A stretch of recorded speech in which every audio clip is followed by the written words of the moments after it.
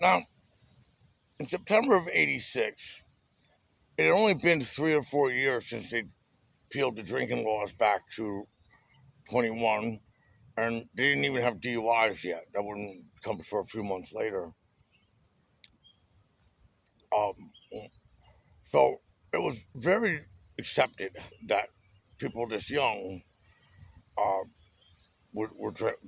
drank as much. It was very easy to obtain the beer, and it was very easy to party. I think probably more so than it is now. It's something that like is really frowned upon now. Where we live in a prohibition with DUIs and just the way the laws are just. The government always tries to go find loopholes to way to tax you and take your money. But we ended up getting our stuff. Now again, there was about 10 of us that each threw in something like $3. We threw in something like $34, and all day long at school we're like, "Yo, we're getting mad beer, bro. All that money we got, we're getting a whole keg."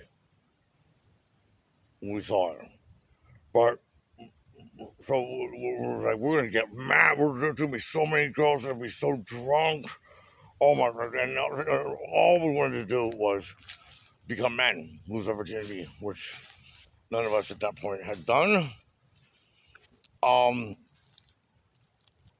so we gathered. The game was probably at 7:30 out at ASD Stadium, and then we hightailed it back here, where our point guy, who shall remain nameless, but many of you know him, he ended up having to be our point man so much that he just joined our crew eventually.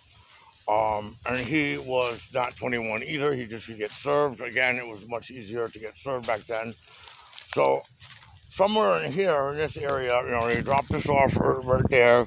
By the way, incidentally, that area right there where you put your car up to, I found out in the last 3 years that I tricked my mom into to admitting where I was conceived, and it was, yep, right there. Um, where I came into this world. Little swimming hit made a ruckus. So somewhere over here, and the girl, I think it was pretty sure Laura Kovic. I forget the other girl. Cass, I don't know. Shelley, gosh, somebody came and they lasted like 10 minutes, and I don't know if they're afraid of ticks or what the hell, but they bounced. And when we got the we got the beer, we're like, wait a minute, hold on. You said you're getting. You said that's just a box of beer. With a bunch of cans in it. Where's the big metal tube? Where's the bucket you put in the big metal tube? Where's the ice? Where's the cups? The pump on the top? No, no, no, no. You got a case.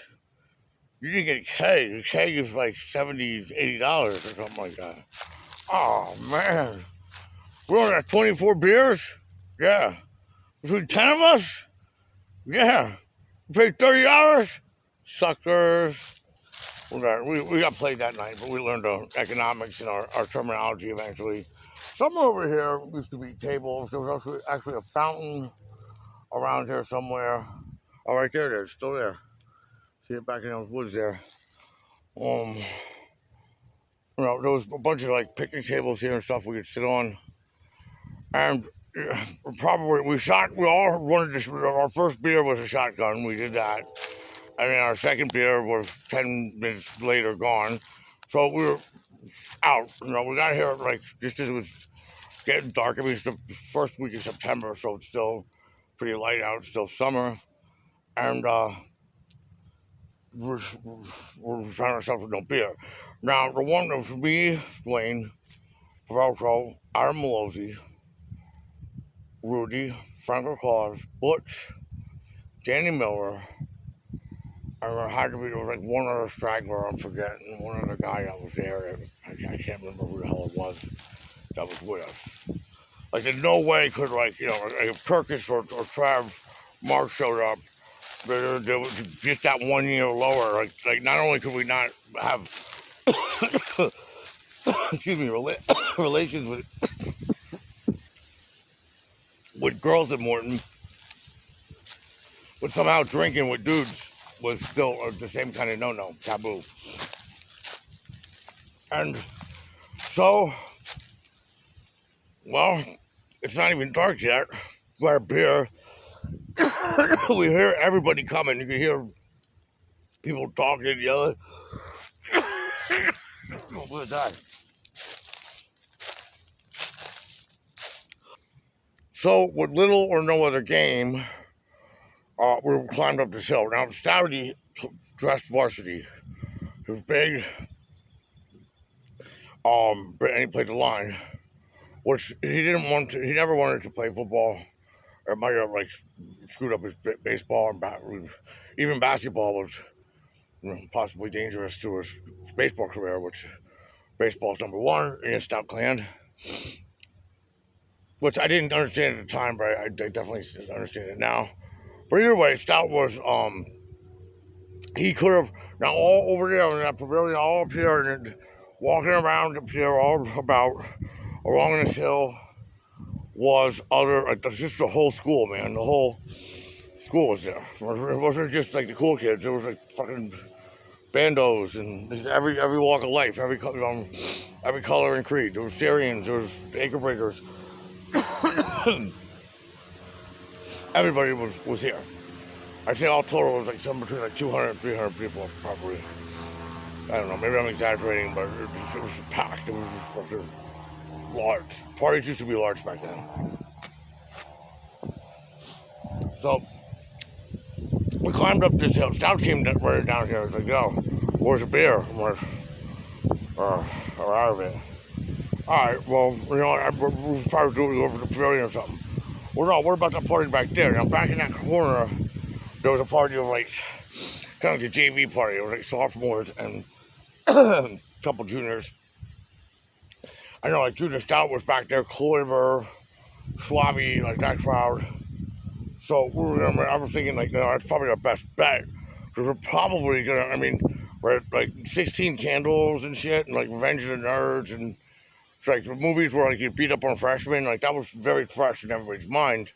So, and we were brand new freshmen, like how dare us come try to party? I mean, really, except for Stout, Pavelko was pretty diesel at the time. Bush was fairly diesel as well. But the rest of us, I think Juan Enriquez was part of it, but he never actually came to the Reds that night. But he, like, was there all day, like, with us while this was all happening. I think. And then, so we just, like, we were shitting our pants. Like, especially, like, me and Butch were like marks. Like, we were eating fucking wedgies and beat up on and picked on and stuff like that. Frankie was probably gonna like get picked on because he hung out with Bush so much. Frank Claus was with us that night too. I might have forgot his name. So you know, we had a pretty decent posse. So Stout's like, you know, we're walking up this hill. Stout's like, you know what, just try the pavilion first. They got a keg over there. I just got done playing with them. We're probably let us in. And now, just sort of shits and giggles. On a side note, right there at the top first, right where I'm pointing this camera, right down there, where like garbage around that tree down there, whatever that is. That's also where I became. Not only was I conceived here, a year after the events that I'm describing, I would become a man here. Down there, there was like kind of two sessions of it. That was the "That's Not It" session, and then. And it was like, what are they saying? Something like, oh, that's it. Oh, right. And then up here was, I think we're alone now. We're like on top of her, kissing, just going through the motions. You know, things are happening. And it's like, wow, this is awesome. I wish to do this every fucking day. I know, right? Do you hear anything? Wait, what are you talking about? That noise. What noise? Woof, woof, woof. Like this, like snorting sounds, like woof, woof, woof, like shit, feet hitting the ground. The fuck is that? Like pitch black out, right? Like everyone left, and like I look up here, I'm like right on the top of that hill. I put my head up. There's a freaking herd of deer just surrounding us. Just I don't know if what they smelled or what the hell happened. So anyway, there's like a party back there, and we would go on to Christian and kind of own that corner for a while too. It's a nice little spot because you can see the cops. The cops can only get up to the pavilion in the car. It's hard for them to get in at the rest of it, and even if they do, you're out. There's tons of like trails and crap. They're never gonna get you. So here we are walking up to the pavilion, and the pavilion I'm seeing is not the pavilion in my mind. I'm pretty sure it was bigger. It was like twice the size. They ripped some of it down or something. But anyway, we're posseing up.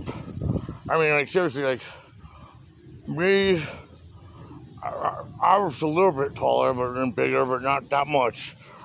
And Rudy and Dwayne and Frankie were 5'3", 5. We were peanuts, you know. I don't think any of us weighed 130 pounds. So even Stout was a skinny freaking sprout then too. So we get up to somewhere around here.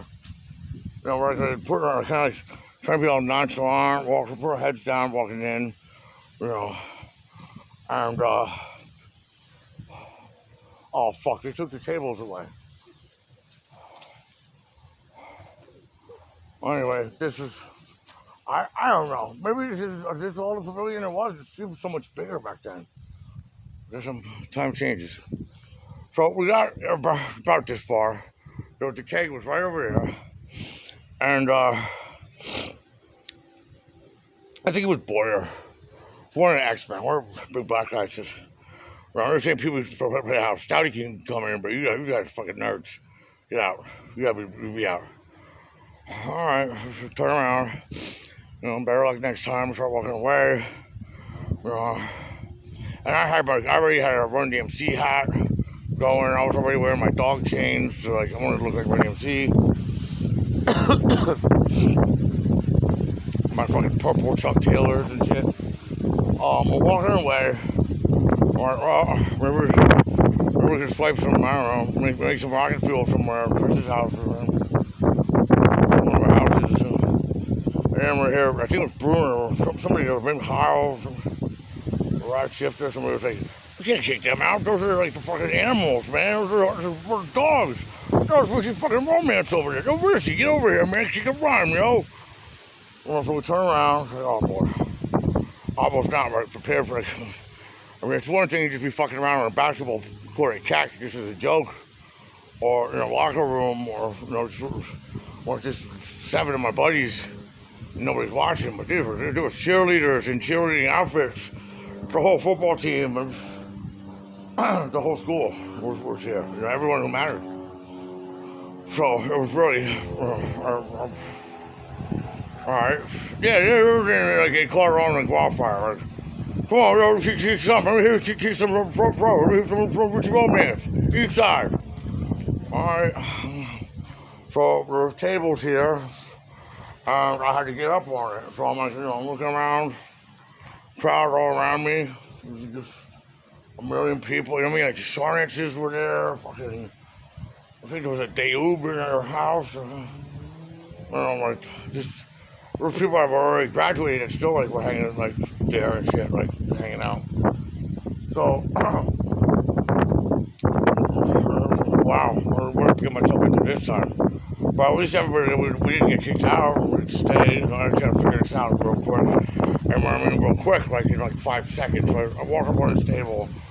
So, yo, kick the arm! Alright. We're out. Yo.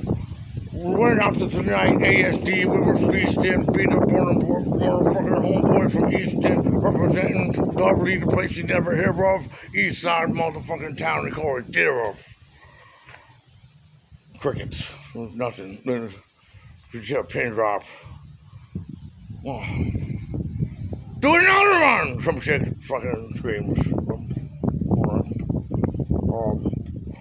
I'm the freshest rapper at LED. Can another MC ever fuck with me?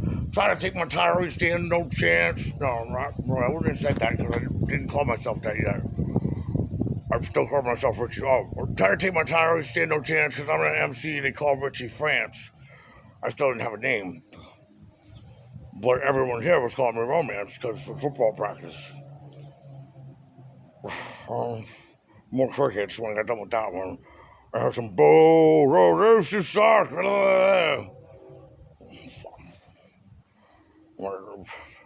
Sweating, I'm still up there. There's only taking it down. What do I fucking do? Somebody's like, play something we know! I like a lightning bolt in my head. What do they know? What the fuck does everybody know?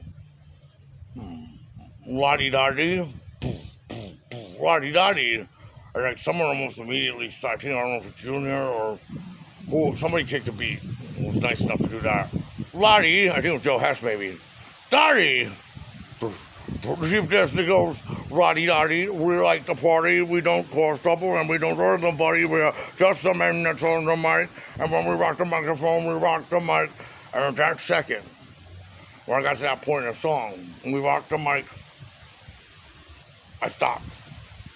I could have said it myself just to make sure that the word got said, but I wanted to see if the crowd was really into it. You know, if they were following me or whatever. And no shit, they were. Because that song, Lottie Dottie, it's the most sampled song in history because it was an acapella. It was the B-side of the show, the Spectre Gadget Team. That was the main song. And that had all kinds of musical, keyboards and beats and everything. Just had Dougie Fresh doing a beatbox and Slick Rick rhyming. And then Dougie Fresh did backup vocals for him. So when it gets to the point where, well, when we rock the microphone, we rock the mic, Dougie Fresh comes in and says, right.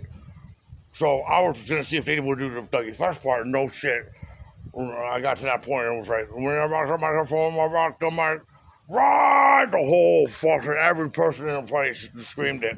To all of y'all, keeping it all in health, just to see you smile and enjoy yourself. Cool when you cause a cozy condition and we create.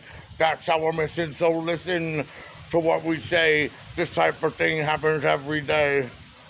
Joe, they were following a wrong word for word, yo. I stepped out my house, stopped short. Oh no, went back in. I forgot my Kango. Then I ran through the alley, going to the girl named Sally from the valley. The whole place is screaming. This was a girl playing hard to get. The singing parts were hard for me back then. I didn't sing. It's all because of you. I'm feeling tired and blue. You went away. Now my life is filled with rainy days.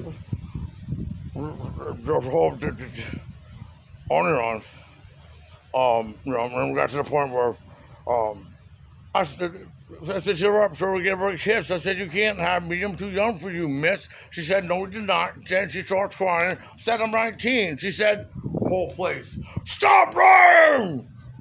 I said, I am. Go ask my mother. And whenever go pussy, I can't be a rubber. TikTok, you don't stop. The whole place was flipping out. I rocked the house. Night one, first attempt, 1 for 1. So I got done with that and I said, wow, man, this is so powerful. But I'm a bum-ass little freshman. I know it. I'm nobody. I'm nothing here. Even among my friends, I'm like the scrub of the gang. I was just following along. I didn't organize nothing. These guys all they made me come up here and say all this stuff and do all this stuff. So, and then after that, I got like, wow, I might know something here. Hold on. Let me hear you say, ho!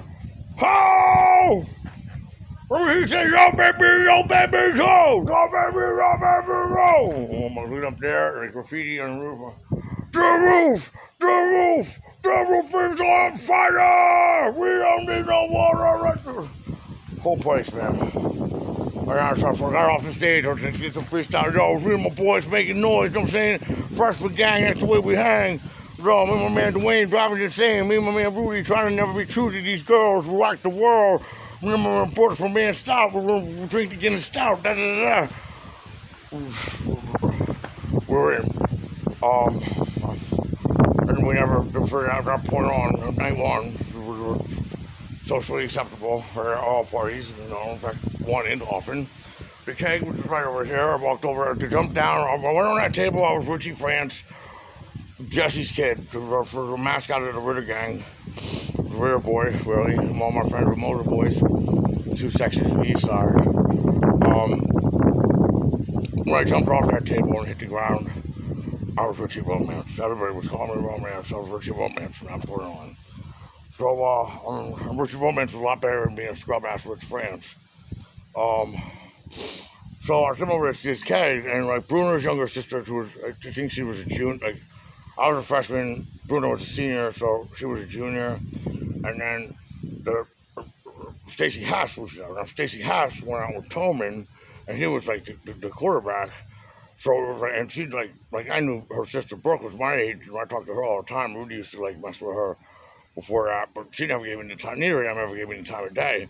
So I'm over at the cater, and they're like, "Hey Richie, oh shit, you know my name, yeah, everything. All right, what's up?" Right, talking like a quarterback. Football was invented in Pennsylvania. It might not be anymore as big as it was, but it was huge back then. It meant everything it was. So the quarterback was like a superstar. He was like a king, and then his girlfriend was like the queen. So it was almost like the queen of our fucking tribe was talking to me and shit. It was a real honor and shit. And Bruno's sister was the same deal. I had to like be respectful. Bruno was like kind of like my teacher, and like my boy. Or he was like a guy that was a senior when we were freshmen, but still he gave us love, and we hung with him all the time at Keck Park. So, I was kicking it there. I saw you go to the pool all summer. What's up, Why don't you give Richie Romantz a rub? I didn't even get out one sentence. Right down that little trail over there. Came in 5-0. Everyone's skedaddled in the night, and that was the end of the night. We were crawling through the darkness, the shadows, made our way back down to Dwayne's house, or Stouty's house, or Rudy's. I don't know where we went that night, but maybe I went home.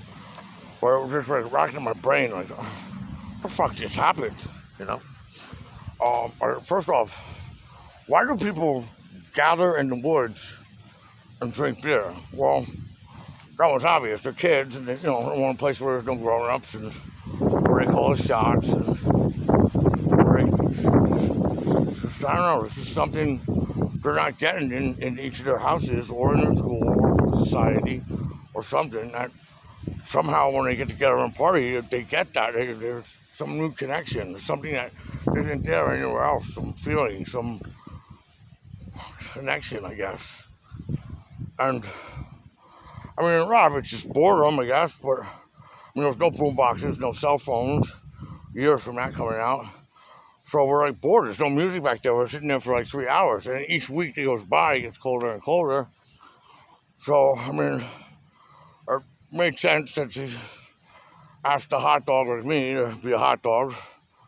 But, I was kind of thinking about it and dwelling on it. What did they come here for? What did they want? They were asking me for. Every fucking person in my school just asked me to do. They could have asked anybody. Anybody could have done that shit. Why did it? I'm no one. Why me? Why? What the fuck did? And I still struggle with that. The answer to that. But I know that wherever it was, wherever they needed, wherever they were asking me for, it seems like I gave it to them.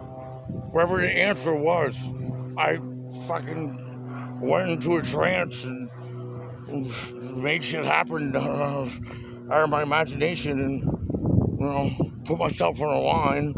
A lot of people have stage fright and worry about looking like a fool, but I kind of could smell it. This was underneath it all. There was some unhappiness going on for everyone that was there. There was something they weren't getting, some question they didn't have the answer to. I was an honor for them to look to me, literal me, for that, and you know, well, I know what it's like to not fit in, being unhappy, think having no future, no going nowhere, be afraid to just go home every day, that really not wanted there. I know what that's all about. I know a lot of other people go through that and worse. And Lord knows if I can make them forget about that for 30 seconds, even if I'm dressed like a clown, if I look like a fool, make an asshole of myself, I'll do it over and over until I die. And I've been doing it ever since that night, September 5th, 1986, Friday, Easton versus Durf, here at the reservoir. Richie Romantz was born. And that's how I became Richie Romantz.